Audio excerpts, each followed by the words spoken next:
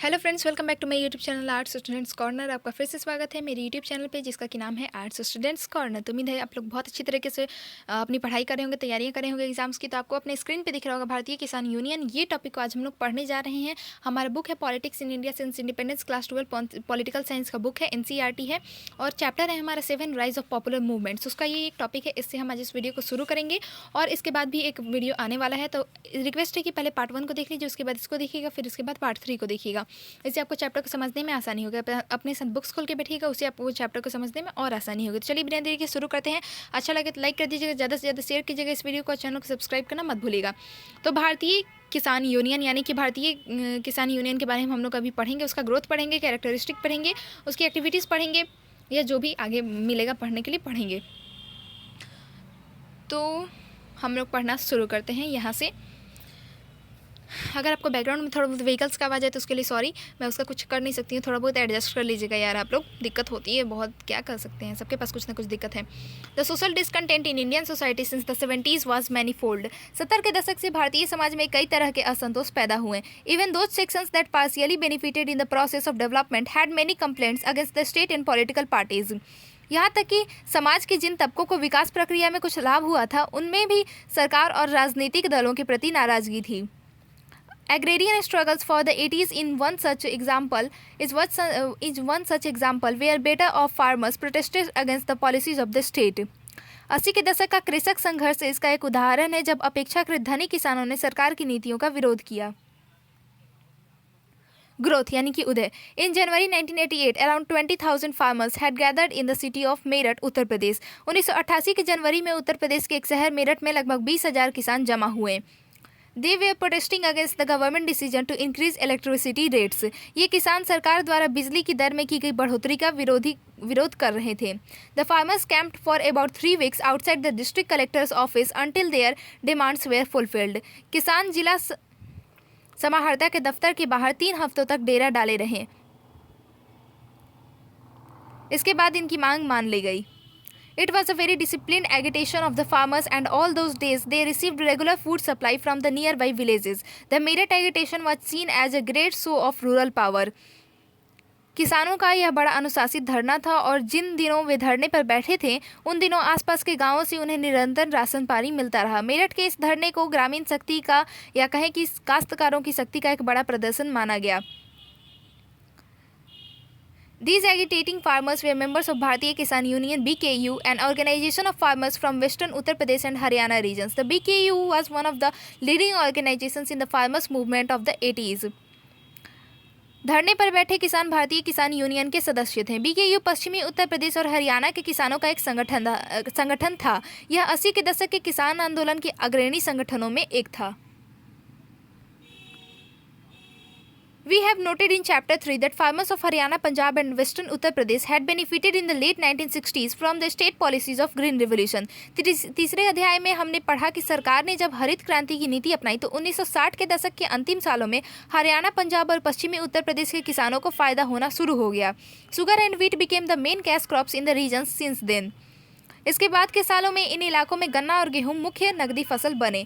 The cash crop market faced a crisis in mid 80s due to the beginning of the process of liberalisation of Indian economy. 1980 के दशक के उत्तरार्ध से भारतीय अर्थव्यवस्था में के उदारीकरण के प्रयास हुए, और इस क्रम में नकदी फसल के बाजार को संकट का सामना करना पड़ा। The BKU demanded higher government floor prices for sugar cane and wheat, abolition of restrictions on the inter state movement of farm produce, guaranteed supply of electricity at regional rates, waiving of repayments due to loans to farmers, and the provision of a government pension for farmers. तो भारतीय किसान union ने गन्ने और गेहूं के सरकारी खरीद मूल्य में बढ़ोतरी करने, कृषि उत्पादों के अंतर राज्यीय आवाजाही पर लगी पाबंदियां हटाने, समुचित दर पर गारंटी शुदा बिजली आपूर्ति कराने, किसानों के बकाया कर्ज माफ करने तथा किसानों के लिए पेंशन का प्रावधान करने की मांग की। Similar demands were made by other farmer organizations in the country. ऐसी मांग देश के अन्य किसान संगठनों ने भी उठाई। शेतकारी संगठन of Maharashtra declared the farmers movement as a war of Bharat, symbolizing rural agrarian sector against forces of India urban industrial sector. You have already studied in Chapter 3 that the debate between industry and agriculture has been one of the prominent issues in India's model of development. Maharashtra के शेतकारी संगठन ने किसानों के आंदोलन को India की ताकतों यानी शहर औद्योगिक क्षेत्र के खिलाफ भारत यानी ग्रामीण कृषि क्षेत्र का संग्राम करार दिया। आप तीसरे अध्याय में यह बात पढ़ ही चुके हैं कि भारत में अपनाए गए विकास के मॉडल से जुड़े विवादों में कृषि बनाम उद्योग का विवाद प्रमुख था। The same debate came alive once again in the 80s when the agricultural sector came under threat due to economic policies of liberalisation. यही विवाद 80 के दशक में एक बार फिर उठा जब उदारीकरण की आर्थिक नीतियों के कारण कृषि क्षेत्र पर खतरे मंडराने लगे थे।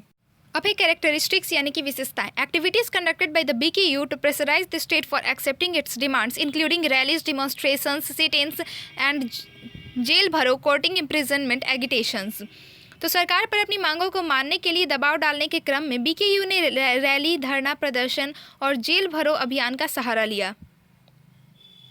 These protests involved tens of thousands of farmers, sometimes over a lakh, from various villages in western Uttar Pradesh and adjoining regions. इन कार्रवाइयों में पश्चिमी उत्तर प्रदेश और उसके आसपास के इलाके के गांवों के हजारों हजार, कभी-कभी तो 1 लाख से भी ज़्यादा किसानों ने भाग लिया। Throughout the decades of 80s, the BKU organized massive rallies of these farmers in many district headquarters of the state and also at the national capital.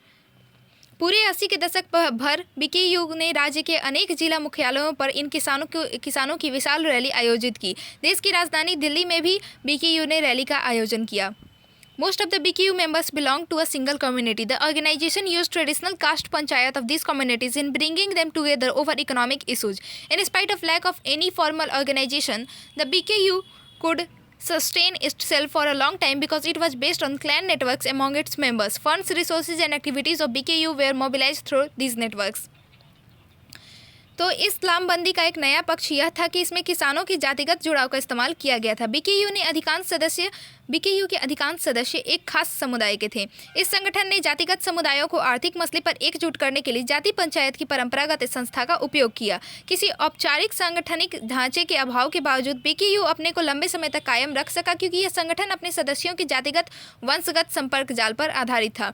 BKU के लिए धनराशि और संसाधन इन्हीं संपर्क तंत्रों से जुड़ाए जाते थे और इन्हीं के सहारे बीकेयू की गतिविधियां भी संचालित होती थीं। Until the early 90s, the BKU distanced itself from all political parties. 1990 के दशक के शुरुआती सालों तक बीकेयू ने अपने को सभी राजनीतिक दलों से दूर रखा था। It operated as a pressure group in politics with its strength of sheer numbers. यह अपने सदस्यों की संख्या बल के दम पर राजनीति में एक दबाव समूह की तरह सक्रिय था। The organization, along with the other farmer organizations across states, did manage to get some of their economic demands accepted. इस संगठन ने राज्यों में मौजूद अन्य से किसान संगठनों को साथ लेकर अपनी कुछ मांगें मनवाने में सफलता पाई। The farmers' movements became one of the most successful social movements of the 80s in this respect. The success of the movement was an outcome of political bargaining powers that its members possessed. The movement was active mainly in the prosperous states of the country. तो इस अर्थ में किसान आंदोलन 80 के दशक में सबसे ज़्यादा सफल सामाजिक आंदोलन था। इस आंदोलन की सफलता के पीछे इसके सदस्यों की राजनीतिक मोल भाव की क्षमता का हाथ था। यह आंदोलन मुख्य रूप से देश के समृद्ध राज्यों में सक्रिय था। Unlike most of the Indian farmers who engage in agriculture for subsistence, members of the organizations like the BKU grew cash crops for the market. Like the BKU, farmers organizations across states recruited their members from communities that dominated regional electoral politics. खेती को अपनी जीविका का आधार बनाने वाले अधिकांश भारतीय किसानों के विपरीत बीकेयू जैसे संगठनों के सदस्य बाजार के लिए नकदी फसल उपजाए जाते थे। शेतकारी संगठन of Maharashtra and Raitha Sangha of Karnataka are prominent examples of such organisation of farmers. तो उपजाए जाते थे। बीकेयू के समान राज्यों के अन्य किसान संगठनों ने अपने सदस्य उन समुदायों के बीच से बनाए जिनका क्षेत्र की चुनावी राजनीति में रसूख था। महाराष्ट्र का शेतकारी संगठन और कर्नाटक का रैयत संघ ऐसे किसान संगठनों के जीवंत उदाहरण हैं। तो अब हम लोग बढ़ते हैं नेक्स्ट पेज पे, वहाँ पे दिया हुआ है नेशनल फिश वर्कर्स फोरम के बारे में, उसको भी हम लोग पढ़ लेते हैं।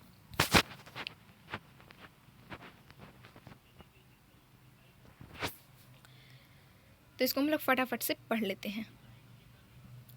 Do you know that the Indian fishers constitute the second largest fishing population in the world? क्या आप जानते हैं कि मछुआरों की संख्या के लिहाज से भारत का विश्व में दूसरा स्थान है? Both in the eastern and the western coastal areas of our country, hundreds of thousands of families, mainly belonging to the indigenous fishermen communities, are engaged in the occupation of fishing.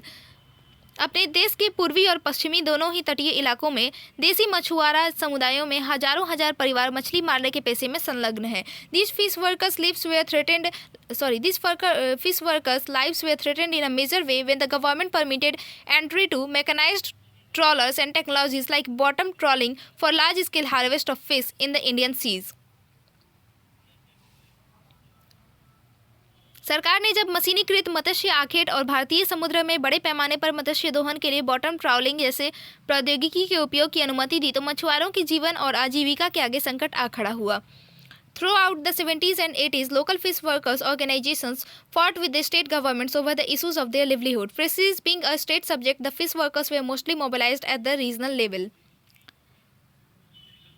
पूरे 70 और 80 के दशक के दौरान मछुआरों के स्थानीय स्तर के संगठन अपनी आजीविका के मसले पर राज्य सरकारों से लड़ते रहे। चूंकि मत्स्य आखेट राज्य सूची का विषय है, इसलिए मछुआरे ज्यादातर क्षेत्रीय स्तर पर ही लामबंद हुए। With the coming of policies of economic liberalization in and around the mid-80s, these organizations were compelled to come together on a national level platform, the NFF or National Fish Workers Forum. 1980 के दशक के मध्यवर्ती वर्षों में आर्थिक उदारीकरण की नीति की शुरुआत हुई तो बाध्य होकर मछुआरों के स्थानीय संगठनों ने अपना एक राष्ट्रीय मंच बनाया। इसका नाम नेशनल फिश वर्कर्स फोरम रखा गया। Fish workers from Kerala took the main responsibility of mobilizing fellow workers, including women workers from other states. Kerala के मछुआरों ने अपने हम पेशा साथियों को लामबंद करने की मुख्य जिम्मेवारी संभाली। इसके अंतर्गत दूसरे राज्यों की हम पेशा महिलाओं को भी अपने साथ लामबंद करने का जिम्मा शामिल था। Work of the NFF consolidated when in 1991 it fought its first legal battle with the Union government successfully. This was about the government's deep sea fishing policy that opened up India's waters to large commercial vessels, including those of the multinational fishing companies.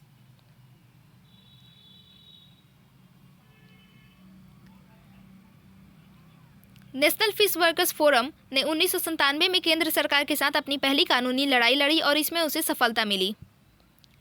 1991 में, ठीक है, उसमें इसे सफलता मिली।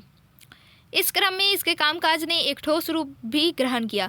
NFF की यह लड़ाई सरकार की एक खास नीति के खिलाफ थी।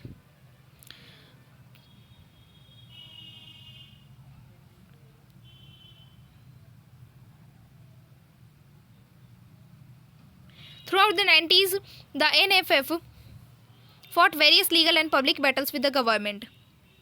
It worked to protect the interests of those who rely on fishing for subsistence rather than those who invest in the sector for profit. In July 2002, NFF called for a nationwide strike to oppose the move of the government to issue licenses to foreign trawlers. The NFF joined hands with organizations all over the world for protecting ecology and for protecting lives of fish workers. तो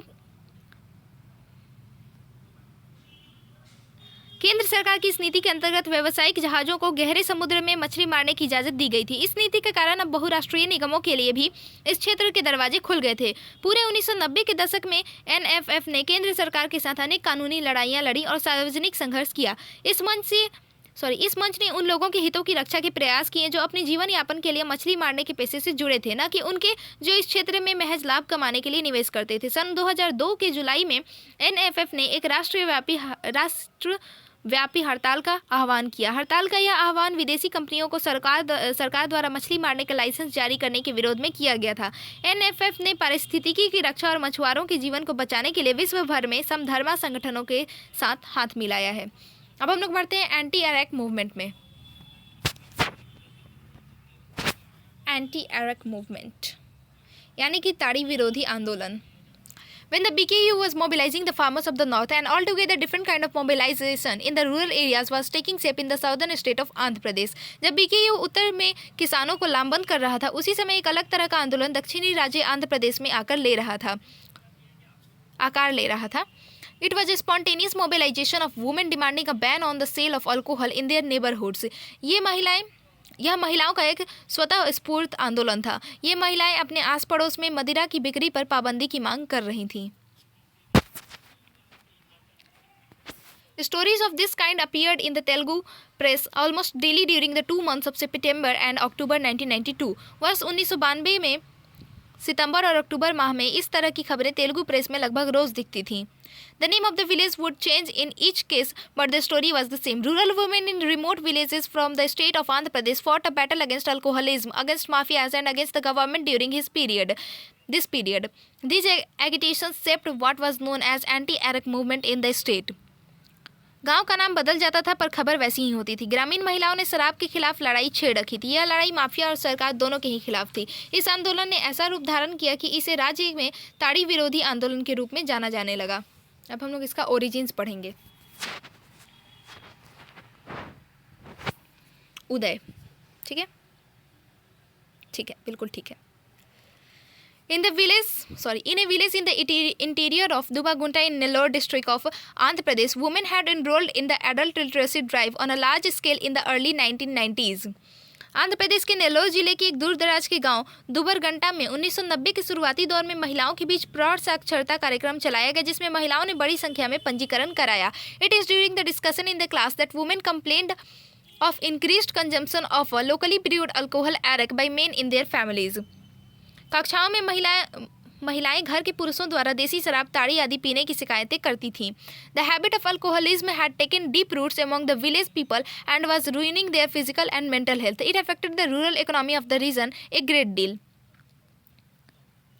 ग्रामीणों को शराब की गहरी लत लग चुकी थी। इसके चलते वे शारीरिक और मानसिक रूप से भी कमजोर हो गए थे। शराबखोरी से क्षेत्र की ग्रामीण अर्थव्यवस्था बुरी तरह प्रभावित हो रही थी।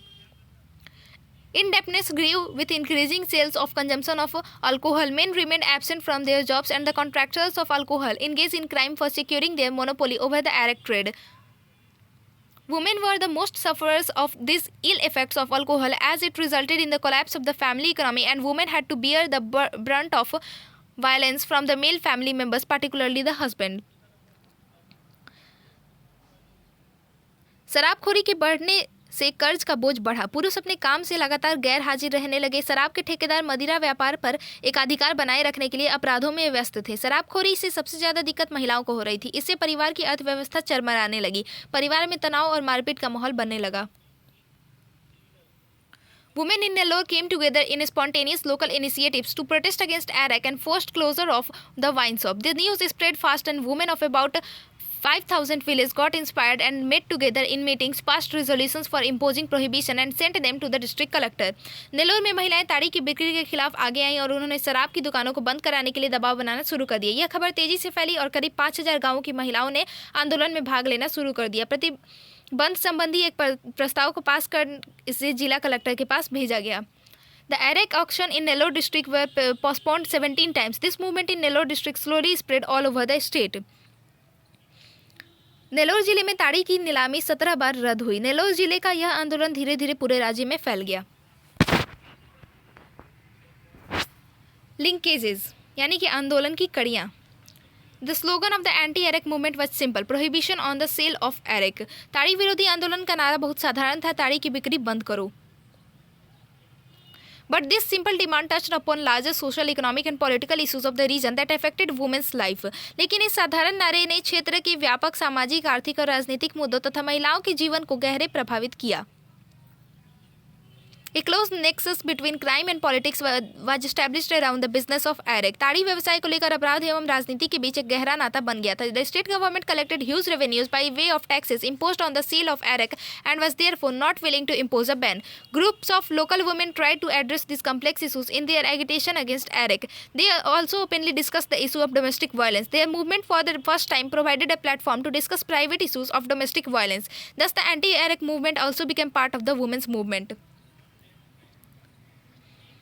राज्य सरकार को ताड़ी की बिक्री से काफी राजस्व की प्राप्ति होती थी, इसीलिए वह इस पर प्रतिबंध नहीं लगा रही थी। स्थानीय महिलाओं के समूहों ने इस जटिल मुद्दे को अपने आंदोलनों में उठाना शुरू किया। वे घरेलू हिंसा के मुद्दे पर भी खुले तौर पर चर्चा करने लगी। आंदोलनों ने पहली बार महिलाओं को घरेलू हिंसा जैसे निजी मुद्दों पर बोलने का मौका दिया। Earlier, women's group working on issues of domestic violence, the custom of dowry, sexual abuse at work and public places were active mainly among urban middle-class women in different parts of the country. इस तरह ताड़ी विरोधी आंदोलन महिला आंदोलन का हिस्सा बन गया। इससे पहले घरेलू हिंसा, दहेज प्रथा, कार्यस्थल एवं सार्वजनिक स्थानों पर यौन उत्पीड़न के खिलाफ काम करने वाले महिला समूह आमतौर पर शहरी मध्यम वर्गीय महिलाओं के बीच ही सक्रिय थे और यह बात पूरे देश पर लागू होती थी। Their work led to a realization that issues of injustice in women and of gender inequalities were complicated in nature. महिला समूहों के सतत प्रयास से यह समझदारी विकसित होनी शुरू हुई कि औरतों पर होने वाले अत्याचार और लैंगिक भेदभाव का मामला खासा जटिल है. During the decade of the 80s, women's movement focused on the issues of sexual violence against women within the family and outside. These groups ran a campaign against the system of dowry and demanded personal and property laws based on the norms of gender equality. 8वें दशक के दौरान महिला आंदोलन परिवार के अंदर और उसके बाहर होने वाली यौन हिंसा के मुद्दों पर केंद्रित रहा. इन समूहों ने दहेज प्रथा के खिलाफ मुहिम चलाई और लैंगिक समानता के सिद्धांत पर आधारित व्यक्तिगत एवं संपत्ति कानूनों की मांग की.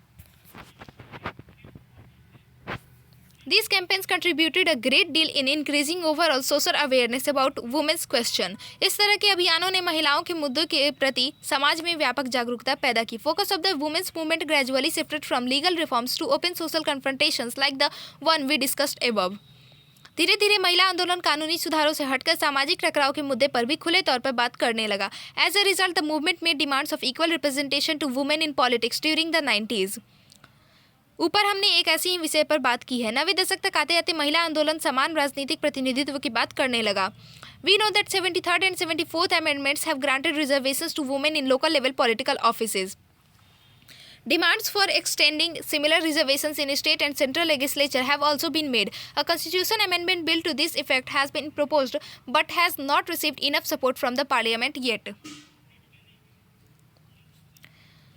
तो आपको ज्ञात होगा कि संविधान के 73वें एवं 74वें संशोधन के अंतर्गत महिलाओं को स्थानीय राजनीतिक निकायों में आरक्षण दिया गया है. इस व्यवस्था को राज्यों की विधानसभाओं तथा संसद में भी लागू करने की मांग की जा रही है. संसद में इस आशय का एक संशोधन विधेयक भी पेश किया जा चुका है, परंतु विधेयक को अभी तक जरूरी समर्थन हासिल नहीं हो पाया है. Main opposition to the bill has come from groups including some women's groups who are insisting on a separate quota for Dalit and OBC women within the proposed women's quota in higher political offices.